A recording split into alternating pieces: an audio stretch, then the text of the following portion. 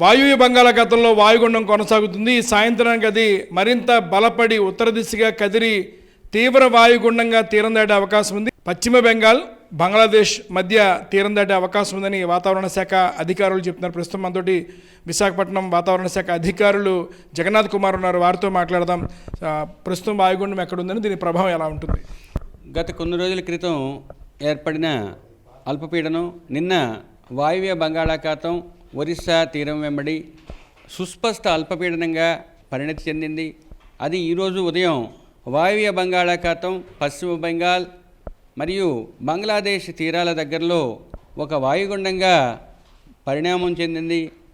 ఈ వాయుగుండం ప్రస్తుతం తీవ్ర వాయుగుండంగా పరిణమించి సాగర్ ఐలాండ్కు 60 కిలోమీటర్ల దూరంలో ఆగ్నేయ దిశలోను, దిఘాకు 110 కిలోమీటర్ల దూరంలో తూర్పు ఆగ్నేయ దిశలోను మరియు బాలాసోర్కు 160 కిలోమీటర్ల తూర్పు దిశలోనూ కేంద్రీకృతమై ఉన్నది. ఇది రాబోయే కొన్ని గంటల్లో మెల్లగా ఉత్తర దిశలో పయనించి పశ్చిమ బెంగాల్, బంగ్లాదేశ్ తీర ప్రాంతాలైన సాగర్ ఐలాండ్స్ మరియు కేపుపారాల మధ్య తీరాన్ని తాకే అవకాశం ఉన్నది.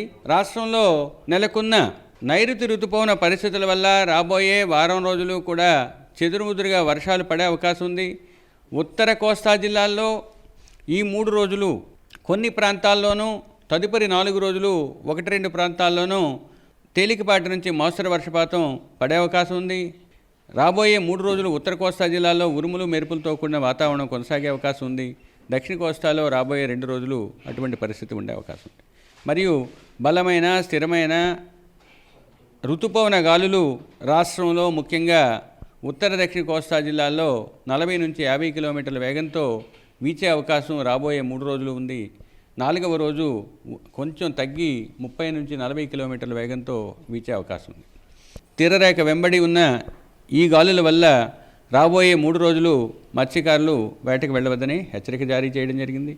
తీవ్ర వాయుగుండం వల్ల రాష్ట్రంలో ఉన్న తీరం వెంబడి ఉన్న ఓడరేవులన్నింటిలో 1వ నంబరు ప్రమాద హెచ్చరిక అయిన డిస్టెంట్ కాషనరీ సిగ్నల్ నంబర్ 1 జారీ చేయడం జరిగింది. ఎప్పుడైనా సరే ఒక వాయుగుండం తీరం దాటిన తర్వాత దాని ప్రభావం తీరం దాటిన తర్వాతే చాలా బలంగా కనిపిస్తుంది. ఆ ప్రభావం వల్ల రాగల 24 గంటలు కూడా ఉత్తరాంధ్రలో చాలా చోట్ల, దక్షిణాంధ్ర కోస్తా ప్రాంతంలో కొన్ని చోట్ల కూడా భారీ వర్షాలు నమోదే అవకాశం ఉందని విశాఖపట్నం వాతావరణ కేంద్ర అధికారులు తెలియజేస్తున్నారు. కెమెరా పర్సన్ ఎస్ శ్రీనివాస్తో ఆదిత్య పవన్, విశాఖపట్నం.